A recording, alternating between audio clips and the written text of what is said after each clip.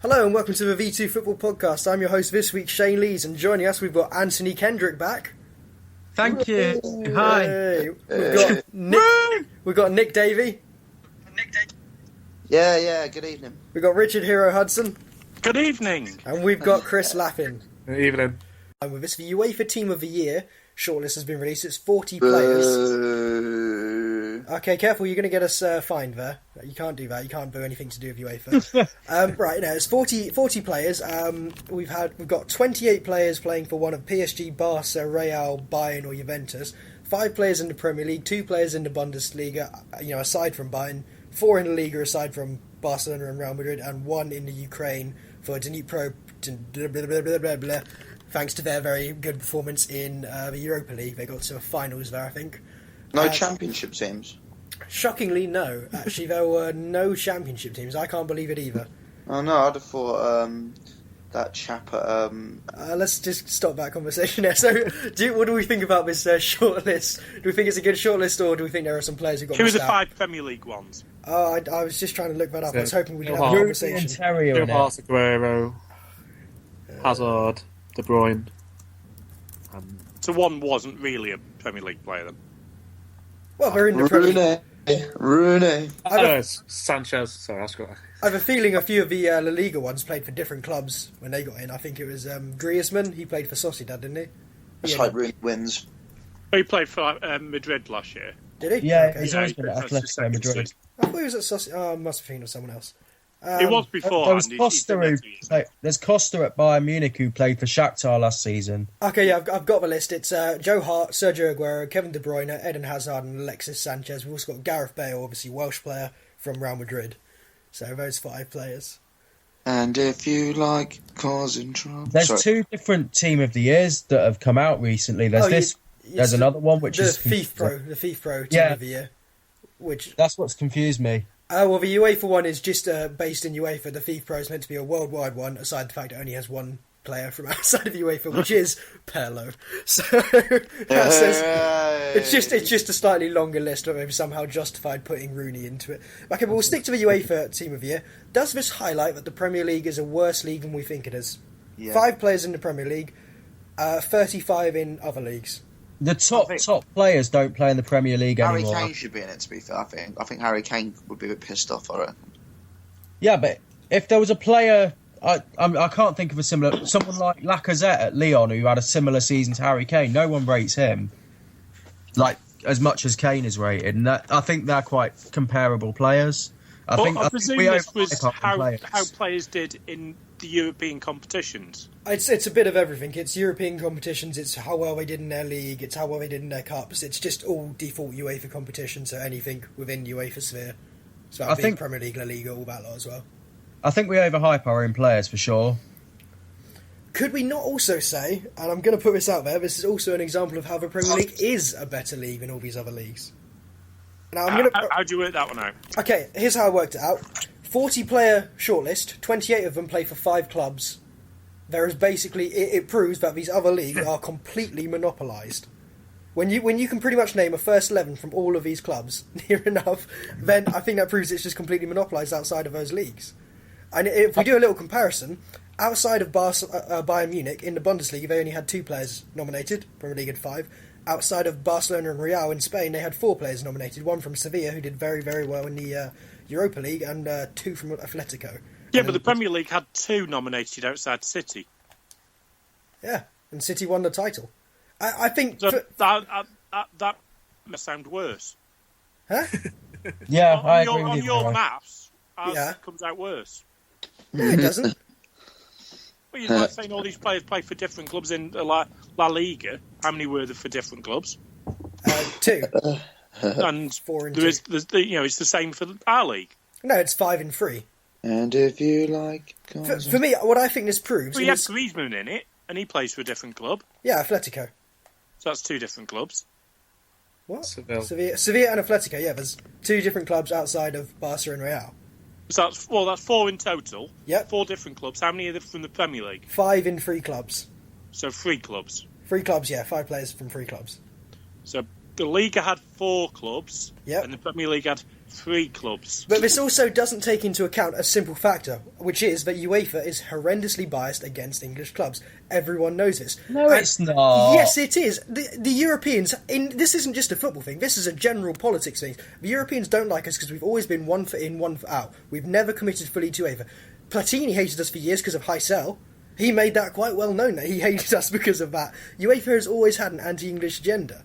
They've also always had a pro the big clubs in those leagues agenda, which is why PSG always gets so hyped up in UEFA. It also doesn't account for the fact that these leagues are so brutally monopolised that for these players it's so easy to get on these shortlists. If your team is just going to blitz the league every single year and probably win the cup too, it becomes very easy to be noted as a very good player. If you are struggling for every single game because it's a highly competitive league, it's going to be much harder to get noticed.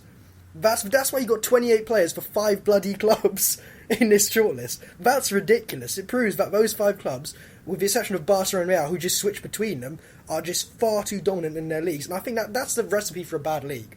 You cannot compare the strength of a league by 1 or 2 clubs. It's by the 20 teams in that league or the 18 if you're in the Bundesliga. But it says the same for our nominations when you got 60% of our nominations coming from one club. Is it 60%? Yeah. But hang on a minute. And that was... Oh, wait. Can I just go back to a point you made before? Go on. You said that Man United had no chance against Wolfsburg, who are probably a similar level in their respective leagues. Couldn't you argue the German league and Spanish league are equally competitive despite the big teams in there? You know, say Germany, you got Wolfsburg, you got Mönchengladbach, who had a good season last year. You got Dortmund, Leverkusen. Okay, I'll put you up a little round robin challenge. Stoke, FC Augsburg, and Malaga. Those 3 teams play each other. Who wins the most? I don't know. No, it's obvious. Stoke win the most. And do you want? No, it's easy to say that. It is easy to say that because if we did 20 games with those clubs, Stoke would come out on top. No. It's easy to say You do not judge a league by the. If you're going to judge a league by the team at the top, why not judge it by the team at the bottom? Why not judge it in the team with 12th place? If we're going to be that arbitrary, which team won the Europa Cup the last 2 years? Sevilla. That's because they take it very, very seriously, and the English teams we know they don't. What other excuses can there be though? It's like, they take it seriously. So yeah, and our clubs don't. They make a massive mistake in not taking it seriously. Our clubs, but they don't take it seriously. I just think if we're going to say, okay, we're looking at the top clubs and that's how we judge what the best team is, that is not judging what a best league is. You take all 20 clubs, you take the quality of the players, you take the quality of the competition, and you judge that all in all. Spanish league, you get outside of those top 2 or 3 clubs, and it is just a shocking league. German league's a lot better than people give it credit for. You've got at least 4 or 5 very, very good clubs there. But German league, you still have that problem. Let me put it this way. If you made, say, a 58-team league with English league, German league, Spanish league, you think all the English teams would be the most dominant in that? If you made a 58-team league one season...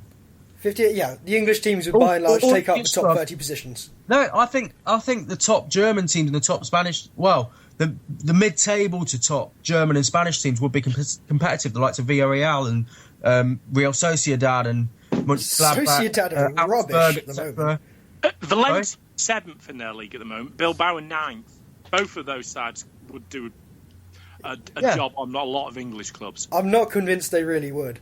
I think those are clubs living on a past reputation. And I say that as someone who very much likes both of those clubs. It's easy to rate the English sides because you watch them every week on Match of the Day. Not many people watch all the La Liga equivalent. I watch Bundesliga highlights every week, but no one. So do I. But the problem is, it's such a top-heavy league, and you've got so many moron pundits who think, oh, it's only the top teams that matter. If we're just judging it by the top teams, why aren't we judging it by the bottom teams?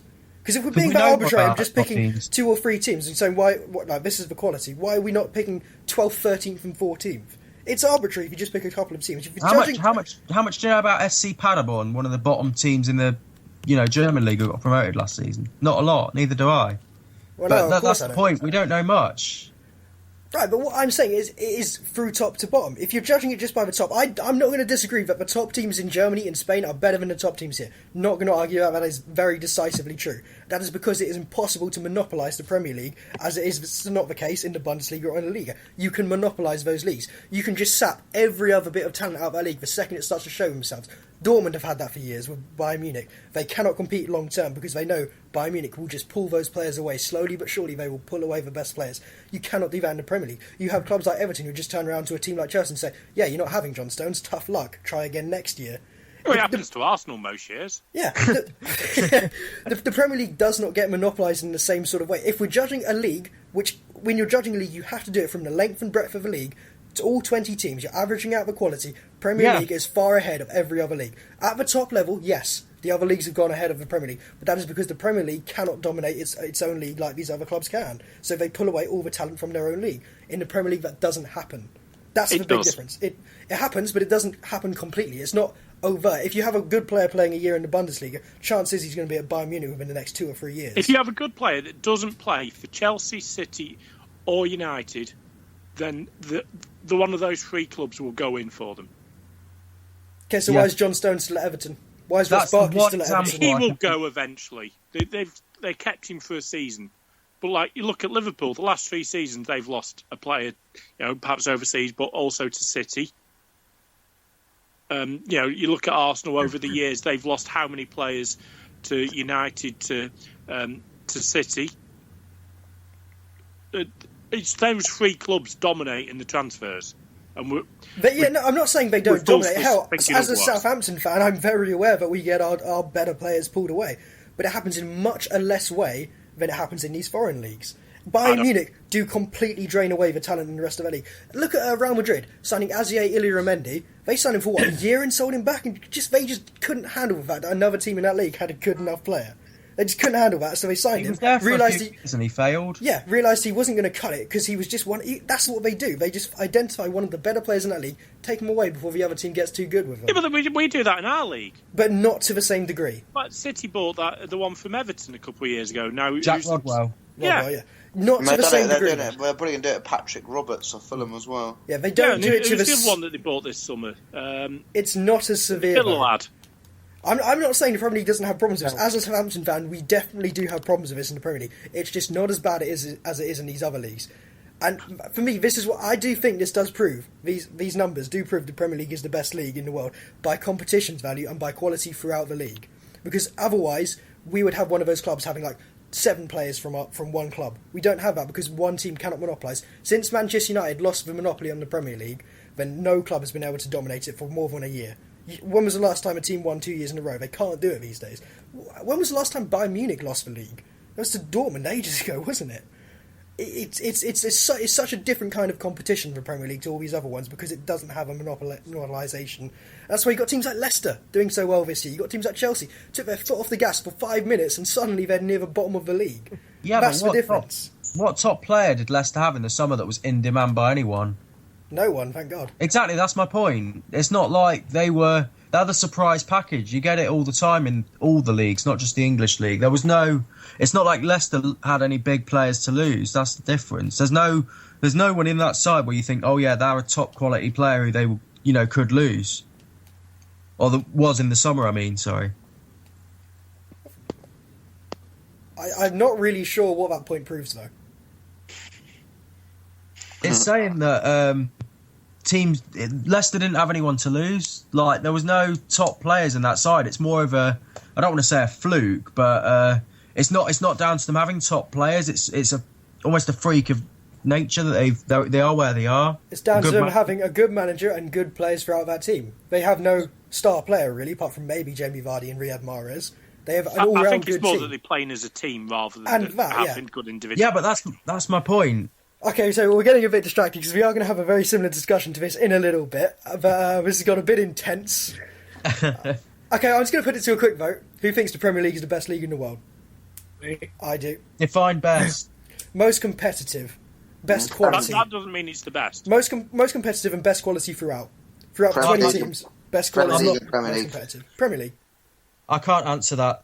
Sorry. Yes, you can. You just don't want to say Premier League because you know it's true. you know, throughout the 20 teams, the Premier League has the best quality. All right, I'll give you my answer. The league which I think is the best is the Bundesliga. I love it too, but it doesn't have the best quality throughout, and it doesn't have the most competition throughout. I disagree, but I think it has more competition throughout. I agree, but I think we should move on. Okay, all right. We'll move on. We've still got 3 on 2 there, so you guys lose.